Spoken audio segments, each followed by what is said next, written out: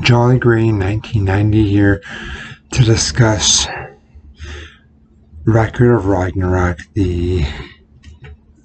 This is the third and final part for my Record of Ragnorak Part 3 series. After this video, all Record of Ragnorak chapters will be done once a month when the chapter comes out.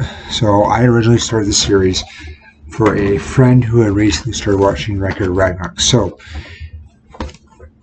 I am ending the series with chapter 54 all the way up to, I think it's chapter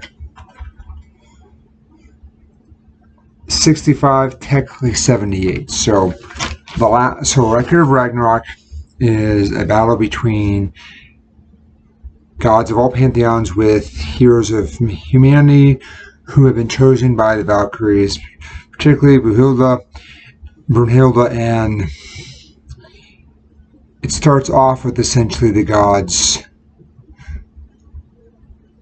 are tied with humanity. So you have 3 gods have been beaten, 3 human heroes have been beaten. So literally it was a tie. So now the last battle that would tip the scale was Emperor Qin Shi versus Hades. So if you've been watching, you'll notice there have been a lot of Greek pantheon gods. I mean, literally, we've had Zeus, Poseidon, Hercules, and now Hades. Hades, as we know, is the god of the underworld or netherrealm. He starts off with essentially the chapter. So I was reading the manga, being approached by someone of Poseidon's realm who essentially was mad that his deity, his god, had been killed, and so he essentially gives him part of the trident, which Hades takes and forms it into his weapon.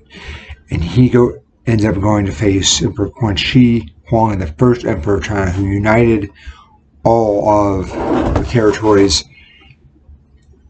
Each character is kind of given their own backstory. So Hades, as we'd expect, leader of the netherrealm, but is the senior brother, and they kind of show some battle scenes where in the Battle of Giants, I'm not going to say the word they call it because I cannot pronounce it and it would destroy it.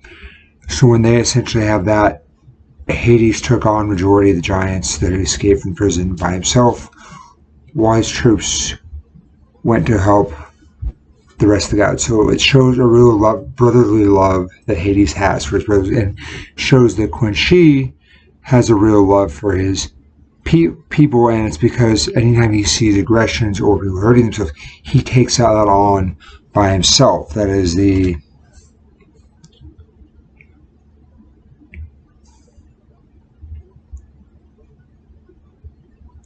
mirror touch, takes on the pain of others. So pretty much, you see someone getting hurt, boom, takes that. You get hurt, he injures them, boom, he gets the same injury. We saw that with the battle with Hades. And so Qin Shi always hides his face because that's something he doesn't see the infliction of others. He takes it off on when he's dead serious because he has to be able to see to pinpoint and to dodge all the moves of Hades. And he was actually able to block one of the moves thanks to the Valkyrie who had supported him. Her name was Aldir. And at the end, when things have gotten serious and it's one last hurrah, Qin Shi actually has her transform into a sword. And when she transforms into a sword, they are actually able to, so when Hades lunges, he's actually able to defeat him, and you look because he can see the key chief, the different points where your inner chi that Chinese believe connect, and so he blows air, and he's able to kind of highlight that. And so then Hades is able to, I want to say avoid, but channel out. But his big mistake is that he forgets his weapon is alive because his Poseidon's kind of slow on it. And so one point is Hades had injured himself and gotten blood to make the weapon stronger, but actually doing so had caused weaken or be more profound with the soul. It came out, and so when the final clash, Hades is coming in, when she goes, she hits the sword, boom, shatters Qin Shi defeats Hades. Not exactly like that, but you get the point. So, while I did enjoy this fight, out of all the fights, if you've been watching, you would know that I loved Hercules versus Jack the Ripper. And it was because you had a battle of not only ideals, but a battle of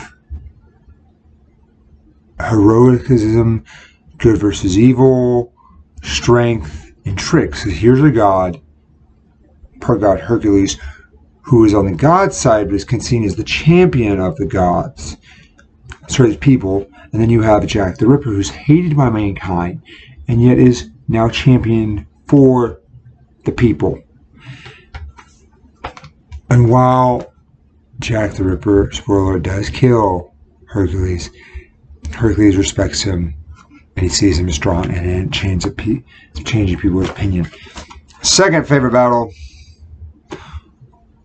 was Shiva versus Raiden. I did enjoy the Buddha battle versus Zero Foku, but I enjoyed that one more as it was a battle of ideals. Raiden versus Shiva was just a good old this fight. Two guys who really just enjoy fighting. To me, that's why that was enjoyable, and reminded me a lot of my brother Mike, who enjoyed one of his names online is known as Shiva. That's why to me that one really stuck out. So if you've enjoyed these videos, please give me a like, give me a comment. Feel free to subscribe. Your choice that I'm doing this. So feel free to subscribe. Let me know if you liked them, if you didn't like them. There is a new One Piece chapter coming out this week. I will do a live reaction to that. Let me know your thoughts as well. Jolly Green, 1990, signing off.